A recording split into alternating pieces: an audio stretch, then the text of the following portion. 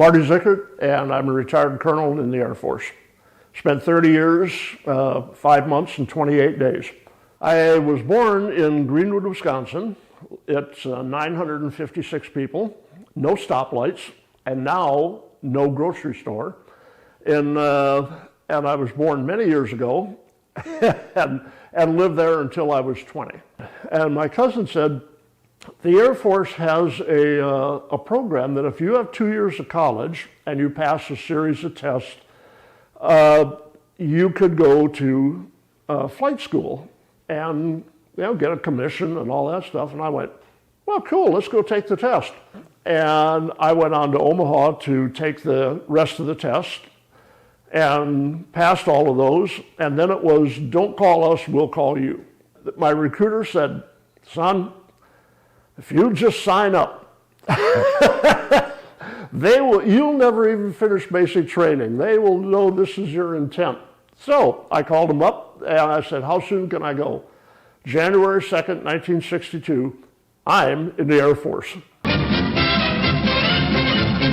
took the blue from the skies and the pretty girl's eyes and a touch of Old Glory's hue and gave it to the men who proudly wear the U.S. Air Force blue. I finished all the basic training. They had 8 weeks of basic training at that time. At about that time, the baseball coach from Lackland put his arm around me and said, Marty, you can always be an officer in the Air Force, but you can't always play baseball for the Air Force.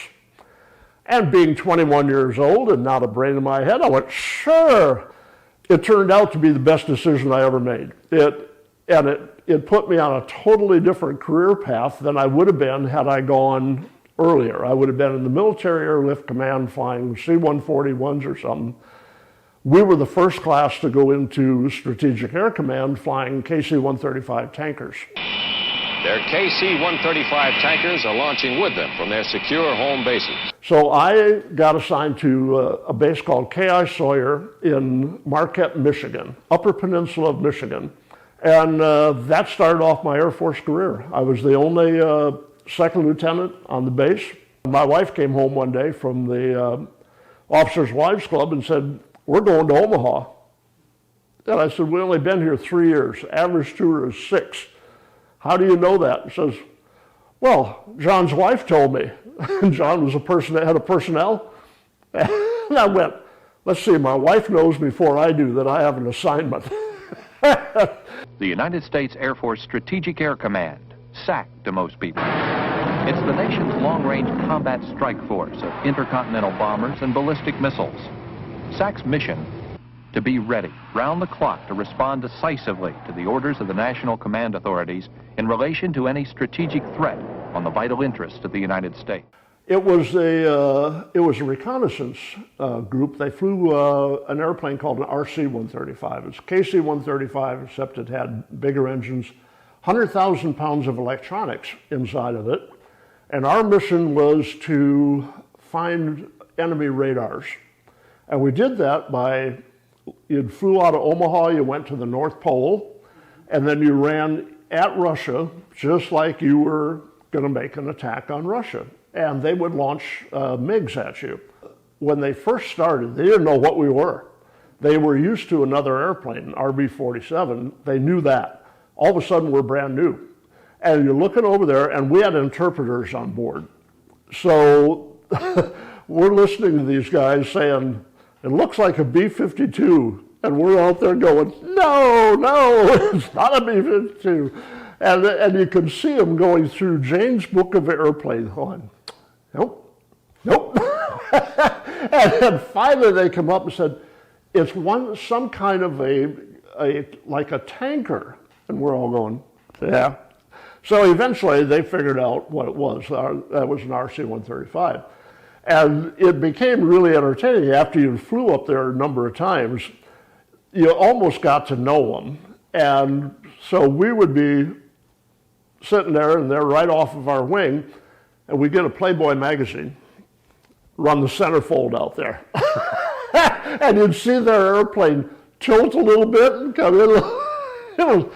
And I don't want to say we'd never be friends, but you were not enemies per se.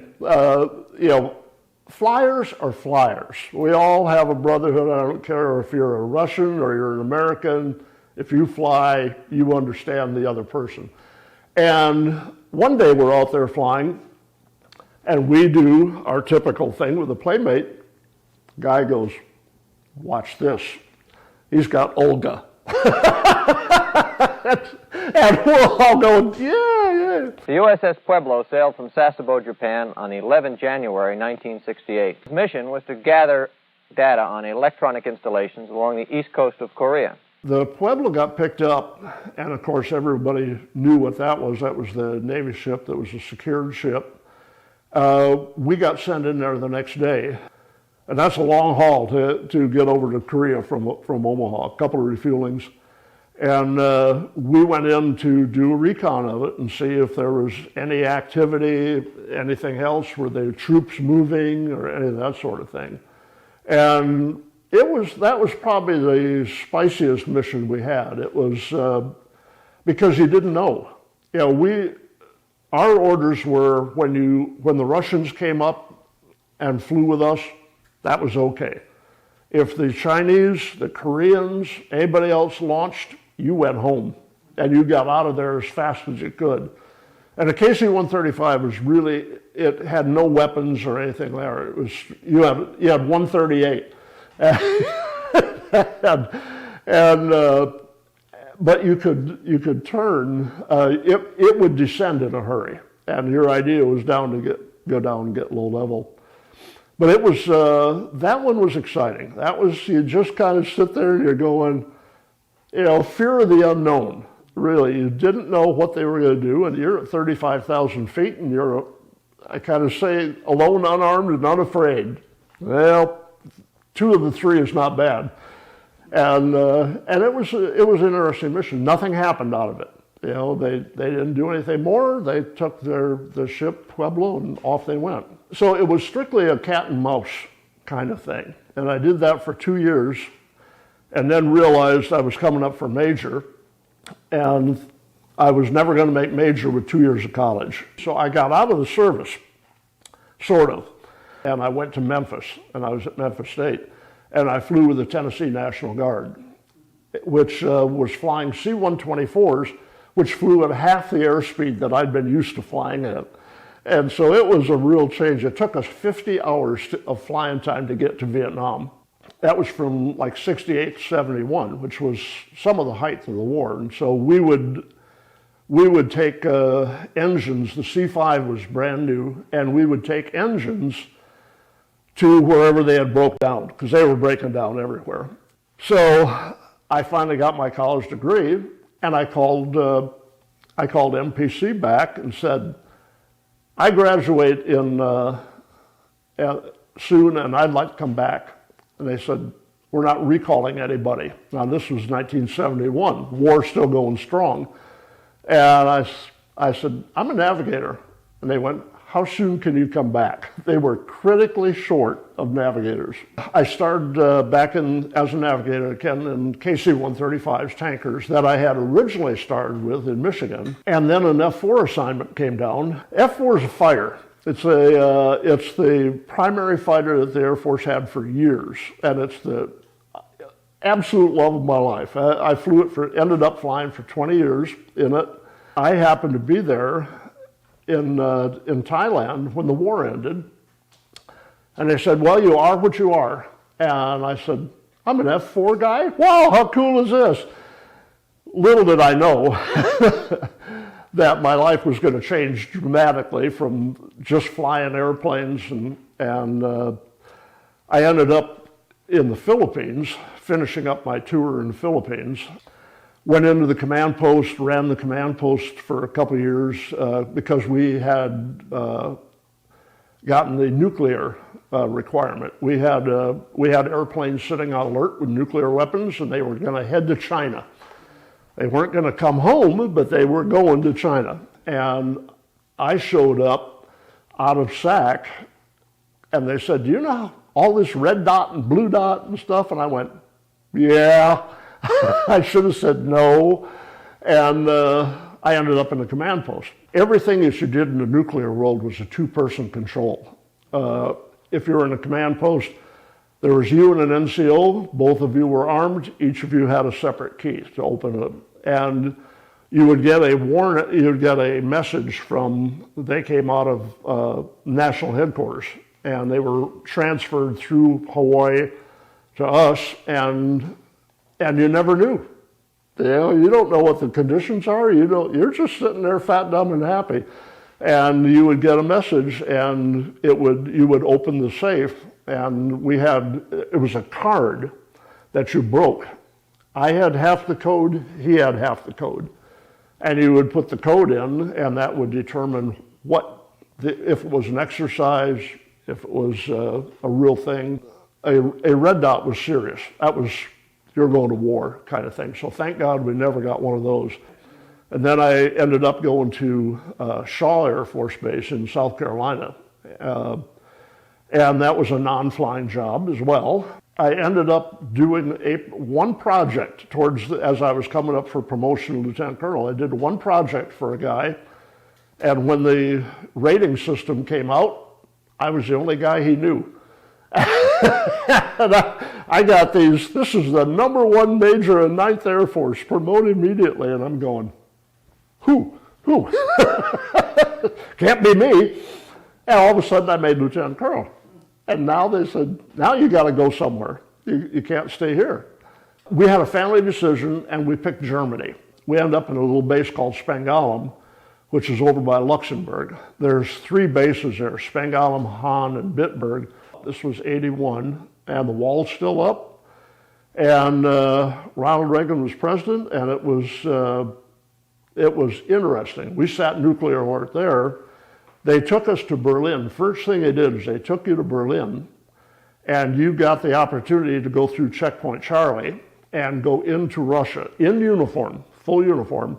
They were not allowed to talk to you. They were not allowed to harass you. They couldn't touch you or anything, but they would get that close to you, and they would comment to each other. Oh, he has a Distinguished Flying Cross. He has air medals. You just walk through there. And the idea behind the whole thing was they wanted to make sure that if that day ever come, you weren't going to have a problem hitting the pickle button and dropping a nuclear weapon on them. It was one where you realized exactly what communism was all about. People that went to Vietnam or didn't go to Vietnam, they spent their whole tour, a lot of Army guys, it was a 2-year tour. They spent it in Germany, and they always said, well, I'm not a Vietnam veteran. The real war was in Germany. That was the real concern. The Fulda Gap was where they were going to come through, and that's where all the Army was. And the Army's whole mission over there at that time was to give us 15 to 30 seconds to launch. That was their whole purpose in life, because you knew they were just going to get run over. So it was a lot of tension. The Russians were very, very good at running an exercise right up to the borderline and then backing off. They were very good at that sort of thing. And of course, they ran their Bear aircraft out there doing the same reconnaissance that we did, to launch. So you never really knew. Every time we'd be on alert. In the F-4, we were only on alert for 2 days at a time. And we always had an exercise, and you never, ever knew. There was no guarantee it was not real. Because we sat there we had 5 airplanes on alert, all with nuclear weapons, and we all had a target.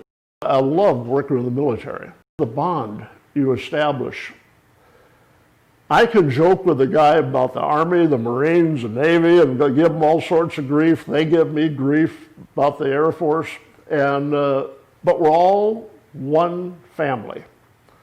And that's what you get out of the Air Force. And you look at